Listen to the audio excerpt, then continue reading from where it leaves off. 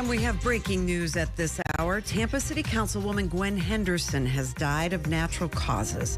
The 60-year-old has been on the council representing District 5 since 2023. The city says she was a powerhouse in our community, a teacher, a business owner, a champion for African American culture and Tampa's history. She is survived by her sister and her daughter. And good morning. I'm Stacey Shambles. And I'm Beth Russo with you at 11 o'clock this morning. Councilwoman Henderson certainly leaves behind a legacy. I have worked with her. I'm sure you've spoken to her as well, Stacey, for many stories. She is very kind and a hardworking lady, so she will definitely be missed. And we'll have much more on that coming up beginning today at 4 o'clock in our later newscast. Well, happening today, Tampa City Council will hold its first meeting without Councilwoman Gwen Henderson after her passing Tuesday. As of now, no date has been set yet for a special election to fill her seat. 8 on your side, Beth Russo joins us now live in Tampa. Good morning, Beth. Hey, good morning. Definitely a tough time for city council members. They do have to move on with city business, so that's what they're going to be doing here this morning, while at the same time remembering Gwen Henderson and her massive impact on this community. So as they prepare for their first meeting today without Henderson, many of them still trying to wrap their head around the fact that she passed away suddenly earlier this week from natural causes inside her home. Now, today is the regularly scheduled meeting for the Community Redevelopment Agency, of which Henderson served as the chair. That is the position that now will have to be filled, along with her city council seat in District 5, which there will have to be a special election for. Tampa Mayor Jane Castor says that any candidate that fills that position has big shoes to fill. She always said she did her homework and she made decisions in the best interest of the community. And anybody that knew her that thought she could take outside influence were proven wrong. Today here at City Hall will be the first time council will be coming together for a meeting since Henderson's passing. That starts at 9 o'clock this morning. As for that special election, any candidate that fills that seat has to be from City Council District 5. No date has been set for that special election, I should say, just yet.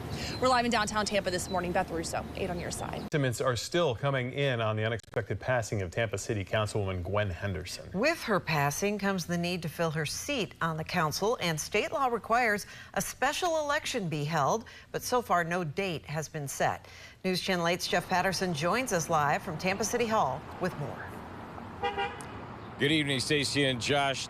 Gwen Henderson's fellow city council members say she was a force to be reckoned with on Tampa City Council. Now, someone will have to run for the right to fill her vacancy on council. Colleagues remember Gwen Henderson as a fighter for what she believed in.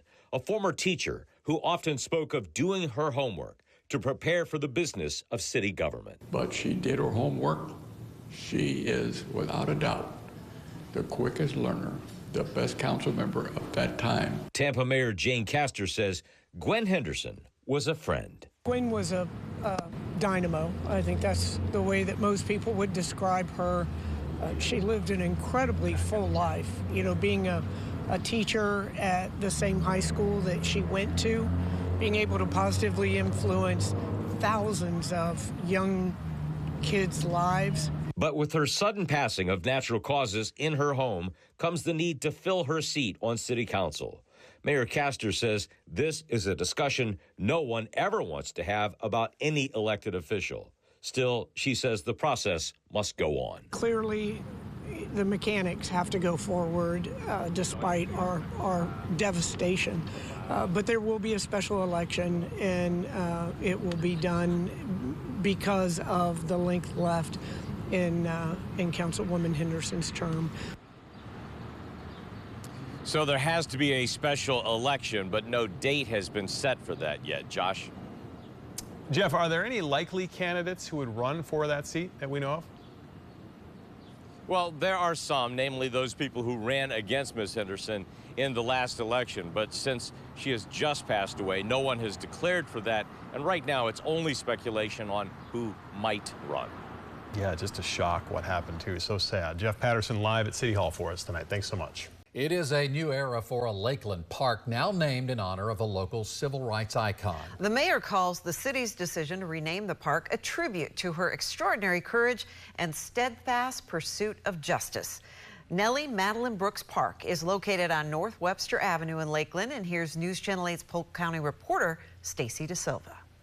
This is now Nelly Madeline Brooks Park in honor of a woman who is dedicated to voting rights, equality, and her community here in Lakeland. Beverly Boatwright remembers her happy childhood home as more of an open house. People were in and out of there constantly because they sought her advice and help on matters, especially when it came to racial matters. If people needed clothes or food, they turned to her mother, Nelly Madeline Brooks. To this day, people will say, you know, your mom saved my life. She helped me. Brooks's impact was felt at her job as a jail matron and through her civil rights work. She marched with Dr. Martin Luther King Jr. and in Lakeland organized sit-ins and protests for integration, including at Polk Theater. My mother, once we obtained the integration, she never stepped foot in there. She said, I didn't want to go. I just wanted to make sure my people could go. As Boatwright watches protests across the country and the response from leaders, she says she is reminded of the 1960s. She has an idea what her mother's message would be. I think she would just say the fight continues and encourage people to fight peacefully and not with the rioting. Ms. Brooks was a fighter. NAACP Lakeland Branch President Terry Coney says Brooks's legacy is for fairness and equal opportunity for Black people in Lakeland. She was a leader in our organization. So for me, being the president now, I kind of rise on the shoulders of the people that came before me. The dedication ceremony is this Saturday at 9 a.m. here at the park on Webster Avenue. A historical marker will be placed at a later date to tell her story. Reporting in Lakeland, I'm Stacy DeSilva, 8 on your side. It's almost like clockwork.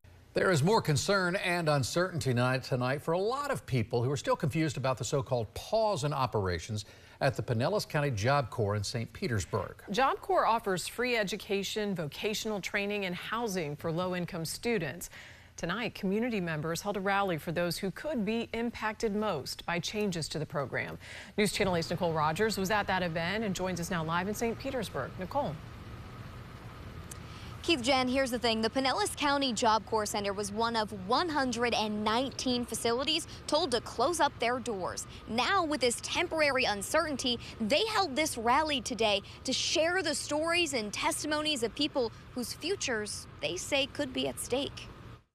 Keep this dream alive! The fight to save the Pinellas County JobCore continues tonight in St. Petersburg. Last week, we told you the U.S. Department of Labor was pausing operations at JobCore centers nationwide. Since then, St. Pete City Council member Corey Givens Jr. says there's been some changes. A federal judge has issued a temporary injunction just saying that we're going to put a pause on the closure of JobCore until June 30th. But after June 30th, there's lots of unknowns and uncertainties.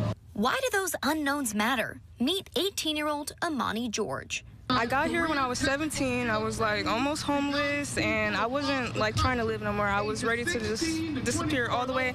But 8 months later, George says she's now turned her life around thanks to JobCore. I'm leaving now with my diploma, my pharmacy technician license, and better ways to express the way that I feel, and a job. At the end of the day, George says she wants the world to know what's at stake. A lot of us are like one step away from going to jail, one step away of smoking the wrong thing and dying. Like, this place is our safe haven. Like, it's literally helping us. It's like we're no future for real without JobCore. As for Councilmember Givens, what is your biggest worry for the city of St. Pete? My biggest worry and my biggest concern is that we're going to have a big empty space right here on the Deuces. There's going to be a gap in services and training. There's going to be a gap in housing. Here's what I can tell you is this area and this center right here in St. Petersburg means so much to the people of this community, and they all want to know what happens now, what happens next. And with this uncertainty looming, really, the answer is unknown tonight, and it will be up to the courts to decide. For now, live in St. Pete, Nicole Rogers, 8 on your side.